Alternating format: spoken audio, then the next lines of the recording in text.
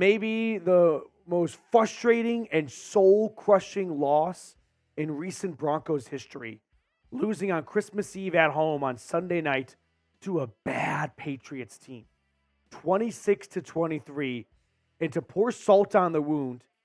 I mean, obviously Denver really only has themselves to blame, but Sean Payton, what the fuck are you thinking? Bill Belichick is raising the white flag, saying, I'll go to overtime. And for the second time this year, Sean Payton calls timeouts to benefit the other team to kick a field goal. Happened at the end of the first half in Kansas City, and it happened again tonight. This is amateur stuff. That is Nathaniel Hackett, Bush League stuff. Not the guy you trade a first and a second for and give a huge contract to. 26-23. Here are the final stats. We'll run through this game. Russell Wilson's definitely not off the hook. 25 for 37, 238 yards and 2 touchdowns. Might look good to anyone who didn't watch the game, but it is pulling teeth for Russell Wilson just to throw the ball past the line of scrimmage for the first 50 minutes of the game. More on Russ later. I hate to crush everyone's Christmas, but Denver's dead. Look at the updated playoff picture here. A couple games still remaining on Christmas Day, but at 7-8, the Broncos are 1 game behind the Colts with 2 games left, and if they can't take care of business against the Patriots at home, I don't want to entertain any sort of winning path for the Broncos. If they can't beat New England at home, they're not going to take care of business in Vegas against the Raiders. Come on. Get your head out of the sand. That was the season right there, and it's done. Patriots offense, maybe Pat Surtain's worst game. I mean, I'm never critical of PS2 because he's always awesome, but New England's got no receivers. But they had no problem in key moments throwing it to receivers on PS2's half of the field. Only one takeaway for Denver's defense happened on the first play of the game. And once again, I don't like being right about negative things, but I've been the only person saying for a long time, Denver's takeaways are awesome, but we need to see the offense put together their own scores and not rely on the takeaways. And we are noticing the last couple of weeks, takeaways are not sustainable. And when you don't get them, what's the result on offense? And up until a couple of late scores, which, hey, not to diminish them, they were great 2-minute drills or great 2 scoring drives by Russell Wilson and company, putting up 2 two-point conversions to tie the game. But if the bread and butter of your offense is Denver's takeaways and you only get 1, it's going to be a crappy time at the restaurant. Here's how the 2 teams stacked up side by side, by the way, if you missed most of the game. Relatively clean game. I mean, 5 penalties total between these 2 sides. Neither team looked like they really wanted to win for long stretches, right? Denver went into the half with a lead. The Patriots dominated the third quarter. And then the Patriots blinked in the fourth quarter, and Denver put up 16 points in about 9 minutes and tied the game. And then neither side wanted to win at the end. Broncos had the ball with a chance with all 3 timeouts. They go back 3 yards and punt it away. Patriots are content to run it out. And Sean Payton goes, you know what? I'd love to get a January tea time in. Let me call some timeouts for you, Belichick. I noticed you're running low. I help you guys get in field goal range. Inexplicable. Now, our sponsor for today, which I'm supposed to be a little bit more upbeat about, is Prize Picks. Prize Picks is the #1 daily fantasy sports service out there.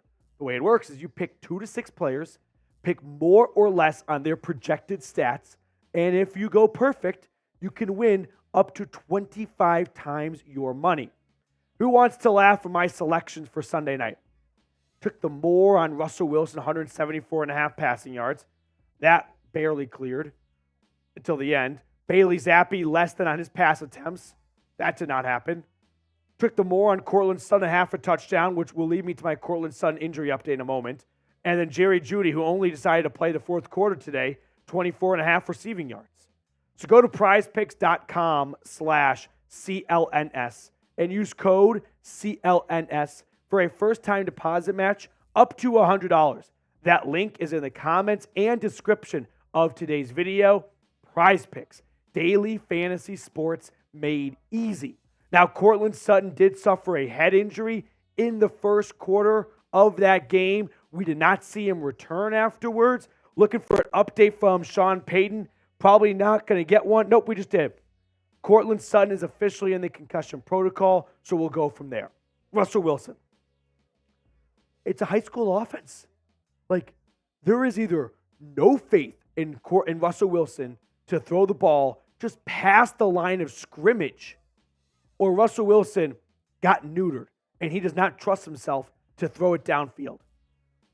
Now, of course, you are expecting a whole lot more from Russell Wilson for what you gave up and what you paid him. But I would assume, even though he's disappointing on that front, he would throw the ball more than just 2 yards behind the line of scrimmage to Samaje Perine or Jaleel McLaughlin, who, by the way, might be better than Javonte Williams. I mean, with Denver pretty much out of the playoff race, if Jaleel McLaughlin is healthy, because he got banged up at the end of the game, don't be surprised if he starts to get more snaps than Javonte Williams in the next 2 meaningless-ish games. Marvin Mims, I understand people are going to be mad at him for the fumble, which, by the way, I feel like it should have been Patriots ball at the 1 yard line. You cannot advance a fumble, right? You can't advance an onside kick. I'm a little confused on how that was a touchdown, but maybe I just don't know the rules well enough. But he also gave Denver some life with that huge grab at the end. So call it a wash. Marvin Mims is at least showing some big play potential down the field, something you're not getting from anyone else on this team. But let me ask this question. Who do you blame for the loss? Sean Payton or Russell Wilson? Equal blame. Blood on both hands. But ultimately, Sean Payton calling timeouts to bail out Belichick. That is treason at the highest level. What was the game plan, Sean? Call all 3 timeouts, have New England punted to you with under a minute to go and no timeouts remaining, and the offense goes down the field when they couldn't move the ball an inch the last time they had the ball with all 3 timeouts? Go to overtime. Trust your defense to either make a stop or win the coin toss. I don't understand the timeouts whatsoever. Bailey Zappi, by the way, played pretty well. I mean, he made some big-time throws. He made some tough throws against Pat Surtain. He was 25 for 33 and 256 yards for 2 scores. Zeke on the ground felt a lot more explosive. I guess that a lot of it comes from his receiving abilities tonight. He had that receiving touchdown. Demario Douglas and the rest of this Patriots receiving crew, a bunch of scrubs. Sorry, not sorry, but guys who don't look like they're going to be in the league for very long, and they were working this Denver secondary in key moments, right? 3rd down, 4th down, whatever, trying to get off the field. Big plays at the end of the game. And they moved the chains against Patrick Surtain in the secondary. How about Brandon Johnson? If you're looking for a bit of a, positive note to go into Christmas Day on. 3 grabs, 47 yards, had that nice touchdown and a 2-point conversion. But ultimately, Russell Wilson runs a high school offense. Sean Payton cost this team the game with his timeouts. Second time he has gifted the other team timeouts. And this defense, they weren't a hideous disaster. I've seen worse performances, but they definitely crumbled at the end when they needed to make a stop. And they got a nice takeaway from DJ Jones early on. But after that, not a real big pass rush. Bailey Zappi did a good job dealing with the blitz. Like Vance Joseph just kept throwing everything at him, thinking if we throw enough guys, Bailey Zappi is an inexperienced quarterback who's not going to get the ball out to the right spot. And Zappi, for all 4 quarters, kept proving that logic wrong. I've lost my voice for this team. Subscribe if you're looking for a YouTuber that will do that. Hit the sub button. Get yourself the best Broncos content.